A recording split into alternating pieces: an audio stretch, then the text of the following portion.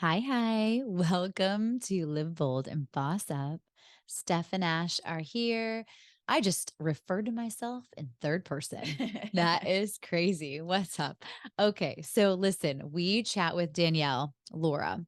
She is currently CEO, owner of her own company, but how she got there was unique and interesting. She had a boss babe career in oncology, Western medicine, and did all the things at like such an early age, but wasn't fulfilled. And she knew there was kind of something more. So it's interesting to really hear her transition, right? Because we're all sometimes, Oh, comfortable in yeah, what we know. right. Yeah.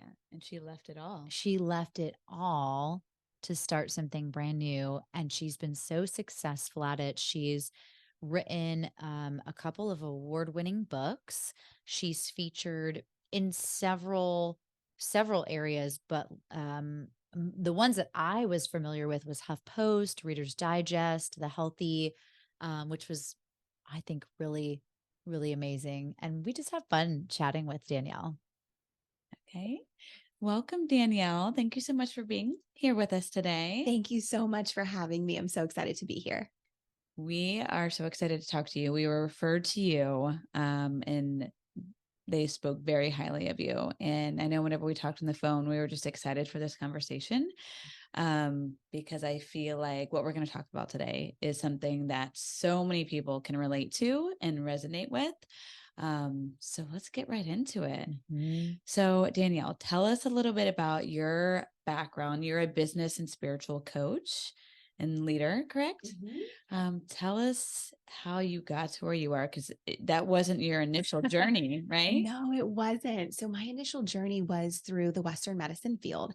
I knew really since I was little that I was called to be like a healer, but I didn't really know what that meant. Like I knew I could like feel people's energy and wanted to help the world, but didn't know how that was going to materialize. So I just followed really in my mom's footsteps in the Western medicine path and then went into oncology nursing and then got my master's and was doing clinical therapy and then became a medical executive, really feeling like, okay, I'm gonna change the world, right? This is my chance to change the world and really, especially in healthcare, and make the difference that I thought I was really here to make.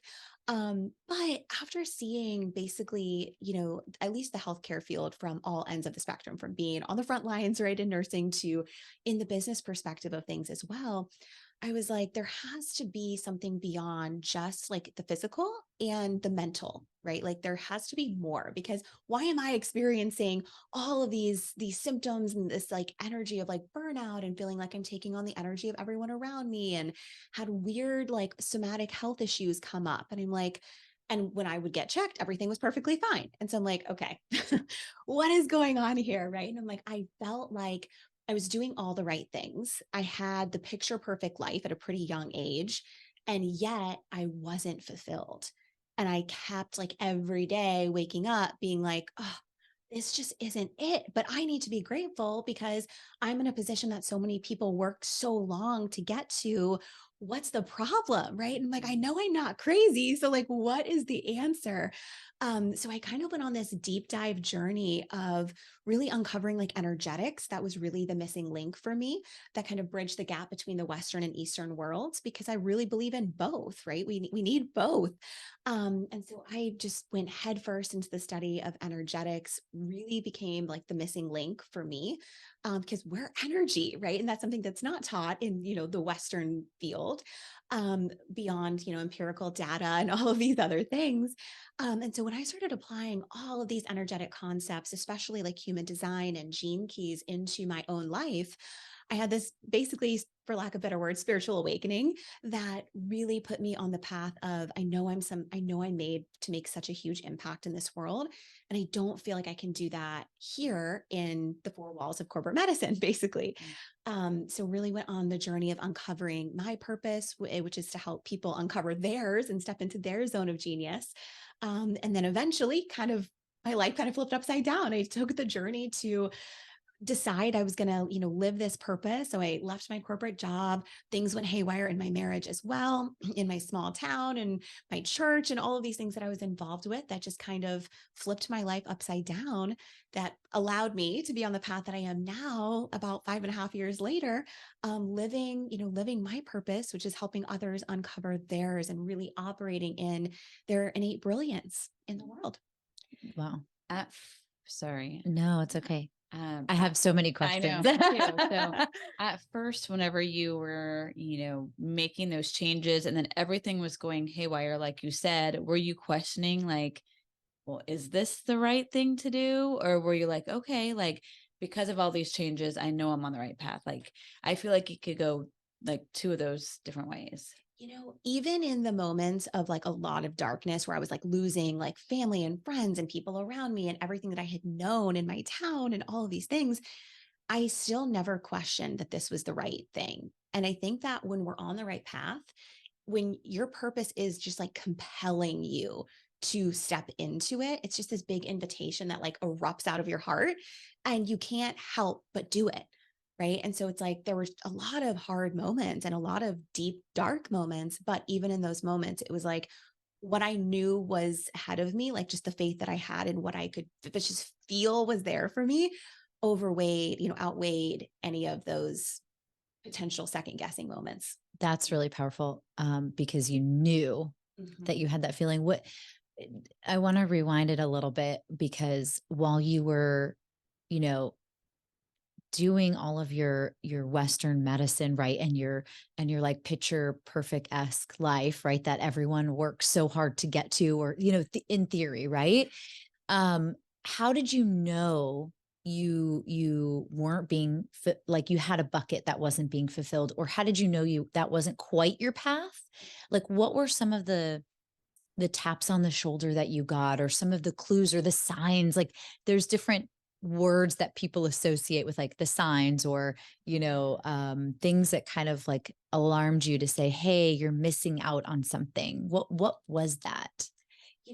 It's interesting because I genuinely loved what I was doing. I really did. I felt like I was making a difference, but it was little things like it would be Saturday and I was already dreading Monday. Like I couldn't even enjoy the weekend because I was like, oh no, it's Saturday morning. Soon it's going to be Monday and I'm going to have to go back. Right. And it was like curious because I'm like, but why? Because I like what I do. I love the people that I work with and everything. But it was just this like ineffable knowing. It was just this like, I just didn't have the answer as to why this would be the case.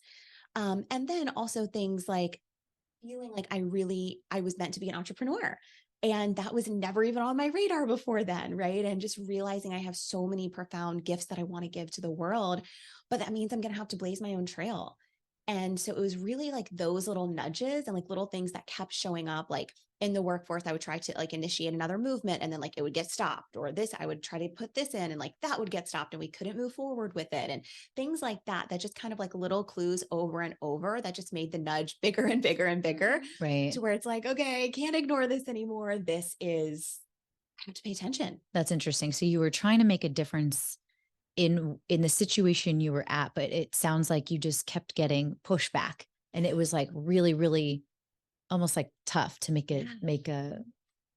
something happen or make positive changes. Yeah. Interesting. And in healthcare, there's probably so much red tape that you have to go through that even maybe if they want to do it, we have to go through this process and these steps, that it just takes a long time. And that I'm sure is frustrating. It is. Yeah. Cause it's like, you think no matter what position you're in, right? Like I was an executive making most of the decisions, but even at that, the red tape, you're not really making the decisions. It's like, you can have these great ideas that can benefit everyone, but at the end of the day, the red tape will kind of stop you. Mm-hmm. So you had all this education that enabled you to have your, nursing position that you were in. How did you carry that and like justify? Your parents were probably like, what are you doing? Right. Second generation in medicine. Like what? Yeah, exactly. Yeah. Everyone in my life thought I was crazy. Definitely, because I worked so hard, like in my early 20s. Like, I mean, I was living burnout like severely to get to this point because I was like, I'm going to make a difference. I'm going to change the world. Right. So I did anything and everything I could to get to that top level really quickly. And so everyone was like, Danielle, are you crazy? Like, people work half their life. People are in their 50s and don't even have what you have. And you're 26 years old. Like, you're crazy. Like, just think about this. Or like, maybe you're having a little mental breakdown. Like, Right. that's okay. They're like, take your time. Don't make any quick decisions. You're probably just not in the greatest mindset. That's okay. Like, give it time. And so everybody thought I was insane. So I did it, and I did give it time. This whole spiritual awakening process, by the time I really knew that I needed to leave versus when I actually left, was about like a 7-month period of time. And I gave a 4-month notice, right? So it's like I had plenty of time. Like, I trained, hired and trained my replacement and everything. It was very much of, I know this is a thing. But yeah, people were like, Danielle, you're insane. You're insane. You've never been an entrepreneur before. What business do you have doing that? Like, you're amazing at what you do here. Just stay here. I mean, people were like convincing me, trying to bribe me to just like stay and not, stay in my comfort zone, really. Right. And I think that was the pivotal thing. It's like, I can't imagine living this life every day at 75 and looking back and calling this a life. Right. It's so interesting because the way you describe it, it sounds like everybody had blinders on and you were the only one that didn't have the blinders on. But in the moment, I could see that they were trying to do that with love, Totally. right? Yeah. Like, you have everything going for you. What do you mean? You're probably just burnt out, and which you were, but it was like a different burnout. It was like, Yeah. Yeah. I call it soul death. It's like, oh my like, gosh, that sounds so yes. dramatic. That- But yes. it's like, oh my gosh, like I can't explain. It goes beyond, like I said, like I liked what I was doing, right? It was just, when it comes to like a soul level, I think is when that's the point in which you really make a change. And so it was like the soul death was so heavy that it's like, I can't not do this. Right. And that's the point in which the blinders were totally off. And I could finally see, I think, clearly for the first time in my life. Wow. And then, so then you moved to Tampa, started your company. Like, how did you have a mentor that stuck with you along the way to like help you like know what to do? Or did you just kind of know intuitively like this? I have had various mentors throughout the several years here, but the biggest thing is, and how I live, my business and help others as well, is mastering your intuition. Like, for me, everything is always first intuitively guided. Then I see, okay, who can help me with the plan, right? Who can help me execute this, or who can help me see my blind spots? But it always first comes from that intuitive place. And how do you find that intuitiveness, right? Like, how can someone listening that feels burnt out, that doesn't know, like, how do you even feel that intuitive? How do you explain that to someone? Yeah, well, I think it's a little different for everyone, but I would say, what I've seen across the board and what was true for me is I had to get really still and like almost like secluded from everyone else's opinions, right? Because everyone in your life is going to have an opinion, especially if they love you. They don't want to see you like, quote, make a mistake or like go down a wrong path. So they're going to have a lot of strong opinions. So for me, the biggest thing was getting still, like completely pushing out anyone else's opinions or agenda of what they thought was best for me, and just kind of tuning into that still small voice. Like, your intuition is, I always say, like, your intuition whispers, fear screams. So like, what are the little whispers that almost could go unnoticed if you're not paying attention to them? Because intuition is emotionally neutral. It gives you the guidance you need, but it's not charged, right? Fear is charged. So when I just got still, it was so obvious. And I also think you know the truth by the way that it feels for you, right? When I call this like energetically trying things on. When I put myself in the position where I was like kind of visualizing staying in my corporate career, staying married to that person, living that cushiony life that I was living. And I had this vision of like a future version of me, and I didn't have a face, and I was like a robot, and I was just like completely flat, and I was just going through the motions. Then I visualized okay, what would it look like if I had my own business? I didn't know what that would look like at all, but I'm just like, okay, let me go down entrepreneurship lane here. Let me visualize what the outcome of that would look like. And immediately the sensation in my body was so expansive. Like had like tingles in my heart. Like I got so excited. And so it's like, that's your body's wisdom telling you what's true for you. Right. And I think it's all intuition is so body based. Like your body will tell you. Right. And if it's contracting and if it's like dull or queasy, almost like that first vision I had, it's a no, it's not aligned. Versus when it's expansive and exciting, it's a yes. Right. But it also takes, again, shutting out the opinions of everyone else and allowing yourself to feel what your body's telling you. Damn. So when you say you got quiet or kind of got in your own space and tried to block out everyone else's opinion, are you immediately I think of yoga or meditation or something like that, being still. Is that what you did? Or like how did you get separated? For me, that is what I did. But I noticed that some people, everyone's a little bit different. Some people actually do better when they're doing something active, but have no like attachment to the outcome. So for example, maybe that means you go work out, right? Maybe working out is your way of clearing your mind, or taking a walk in nature is actually the thing that connects you. Some people can't sit in meditation, right? Try to clear your mind and sit there. Like even for me to get to that point was difficult. Right. For most people, it usually begins with doing something active, but that is just then. Right. So whether it's the walk in nature, working out, shopping, right? Maybe, right? Whatever. Just an excuse to go shopping, maybe. Whatever can get you out of your head and clear that space so you can hear what your intuition is telling you. Okay. Or some people like to maybe sit down and write lists. Maybe you could write a list of like, if I do this or I do that. Pros and cons, writing it out. Yeah. Seeing it is always so helpful. Like I always recommend after you have your time of centering yourself, right? And whatever ideas you come up with, then put it on paper, because when you see it like black and white in front of you, you can't ignore it anymore. Like, that makes it real. And it's like, oh God, okay, yes, I can do this. But it's not even like a fear. It's like, I want to do this, right? You might feel like a little trepidatious because it's new. It's just something you've never done before. But again, I feel like when it's meant for you, you have the courage to do it, even if it's new. Do you feel like now in your new company, your new role, your entrepreneur mindset now, you're probably working just as much or more, but it doesn't feel like that, correct? Like it's like you're more energized by your work? Definitely. It's like, I can't even believe that I get paid to do what I do. Like it's mind blowing. Like, and totally. It's like, I can work so much more, not even more, but I mean, I guess in terms of hours that we're working with clients, for example, but it doesn't even feel like work because this is literally like my calling. It's just like coming out of me. Like I look forward, like I'm excited to like meet my clients and get on these calls and help them transform. Like that's so exciting for me. That's amazing. Yeah. I love that. So if someone maybe was having a calling that might be different than like a coaching, like would there still be like the same type of signs, or like maybe they were like in a hands-on just like desk job, and they wanted to do something more like, I'm trying to think of a personal trainer or something like that, like the same signs as like you had? Would they be different signs? So one of my clients is a perfect example of this. So she was an engineer and she always kind of had this passion for art. And she was like an artist, like on the side, just for fun. Like she would just do drawings or paintings or whatever. And she was having this energy of like burnout. Is usually the first sign is burnout, like pretty much across the board.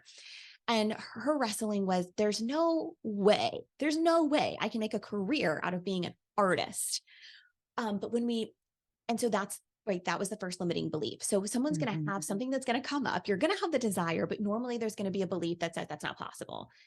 Then we get to kind of tear apart, kind of peel back the onion, so to speak, of where these beliefs are coming from, see what are actual possibilities. Like this might be something as simple as like researching, talking to someone you know in that particular field that you might want to go in, asking how they did it, right? Hiring a mentor, a coach, someone who can help you and realize, oh my gosh, it's actually so possible. So that particular client left her corporate engineering, like huge, that she worked so hard for, and has a thriving interior design business that is focused around art and creating art in your in your studios or in your workforces that as actually like alivens the people. Wow. And she used crazy how she uses her engineering background to like very intentionally Wow. curate these pieces for offices, but she's using her art, right? That's freaking awesome. She would Yeah. never have been able to think I wouldn't have thought like this just organically came about as we peeled those layers back. Right.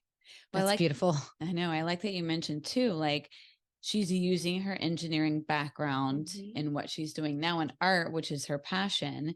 Like you can do that in like anything, really. Like apply your past and your knowledge to incorporate it in what you want to do moving forward. Definitely. And that, you know, people say all the time, like when they're in that transition, like, I don't want all of this to be a waste. I don't want all of my schooling and all of this to be a waste or all of this experience. And I'm like, it's never a waste. You're going to use that, even if you're not doing anything directly related to that, that experience is going to come into what you're doing at some point or another in some way.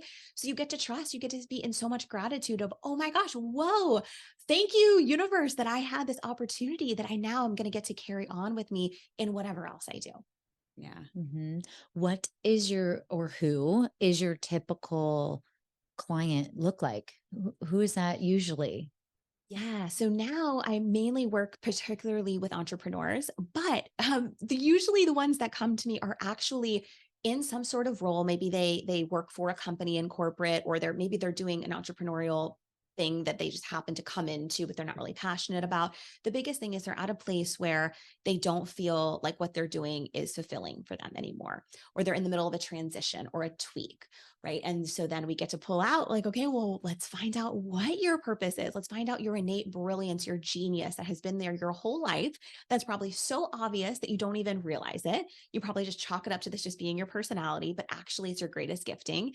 And let's see like what feels aligned for you. Like, what do you actually desire? What do you want that to look like? And then how do we craft essentially a business model or a way of living that can support that?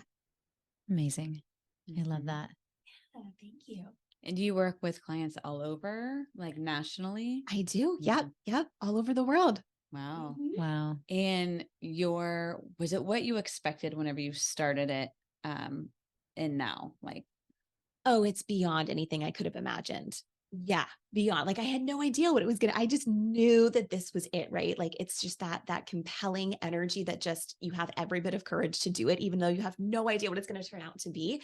But now I could not have even imagined it being as beautiful as it is. Yeah. I love hearing that. That is amazing. And do you still keep in touch with those people that doubted you? And I know. Yeah. What happened to a them? lot of them I don't, you know, like my parents and my family, of course they do, right? Like everything's fine now. Like they realized I wasn't actually crazy, able to actually do this and have success. But yeah, I know a lot of, you know, the old life and stuff is done. Yeah. I mean, they might follow me on social media, like who knows? Yeah. But I have no idea. Yeah. And I'm not worried about that. Yeah. Well, and you got to prove them wrong. Right. Too. Like show them that you are successful and that you like had this idea in your mind and you like went through with it and made it even like bigger and better than you could even probably, you know, explain in what you imagined. So that's awesome. Thank you. When we were chatting earlier, you mentioned like a blueprint. What did you mean by that? I want to make sure we like uncovered that too. So what's really cool is we all have signature energetic blueprints, which is basically like how we thrive in this world, basically how we are designed right before conditioning, before trauma to thrive in various areas of our life. And everyone has a unique blueprint. No one has the same blueprint as anyone else. You might have the same type, like one portion of it might be similar to someone else's, but who you are at your blueprint is unique to you. And that was actually one of the things that I found like 7+ years ago that changed my life, because I was able to see what my blueprint is and exactly how I'm meant to thrive in this world across my purpose, my career, my relationships, my health, my connection to spirituality, like everything possible. And so when you can uncover your blueprint and then it's like the keys to the kingdom. It's like, oh, I just get to do this, or this is my brilliance, or this is how I get to do this, or whatever. It just makes the process easeful. Right. And it's like, oh, it just takes all of the like anxiety and like emotional charge out of it. And you're just like, oh, yeah, let me just follow the blueprint. Isn't that so funny? It's so interesting that we don't even know what our own selves are good at, or we like, or like what our purpose is for. Like we don't even know like our own selves enough. It's because we're conditioned So by like the funny. world. Conditioning. Exactly. And that's the whole process of really what I take people through. It's deconditioning, and it's coming into who you really were designed to be and living from that place, because that equals peace, How right? And the fulfillment. hell did you find your blueprint? Like what? Where do I Like find my where? Excuse me. Let me Yeah. go through the phone book. Like what? How do you? What do you do? So you can actually, I actually have a free opportunity for you to be able to find that. It's actually on my website. You can Really? go to danielle-laura.com/human design chart. And it will, you just put in your information and it will populate your particular chart. And then I have a free guide that kind of helps you interpret the most important pieces of your chart. And then, of course, this is the work that I do with people. So then beyond that, if you want to deep dive in, that's where we could, work together in other spectrums. But How cool. I would at least just pull your chart, find out, get the little free download ebook that I have that will just teach you a little bit about the most important parts of you. Right. Yeah. That's amazing. I'm doing that. Yeah. Yeah, no, thank you for sharing that, because I feel like I want to go check out my blueprint as soon as we leave here. Right. Right. Absolutely. Well, it's so funny because I think we need to start with ourselves and fully understand ourselves, because then we expect others to love us or others to make us happy, but that's not really the case, right? Like we have to start with ourselves and be fully present and there and in our world or Definitely. element or whatever to Yeah. then be there for others. Absolutely. It all starts from within, right? Mhm. If you aren't directing your life and the compass of your life, then you're going to be directed by everyone else, and your Yeah. life's not your own. Right. Right. I love that. I know. That's perfect. Yeah. We're going to share your information on our show notes. Mhm. And if anyone wants to get in touch with Danielle, we will make sure that information is on there. Oh, heck yes. Absolutely. And if you have any questions, you can always email us as well at liveboldandbossup@gmail.com. And as always, don't forget to rate, subscribe, like, download. And until Mhm. next time, Live bold and boss up.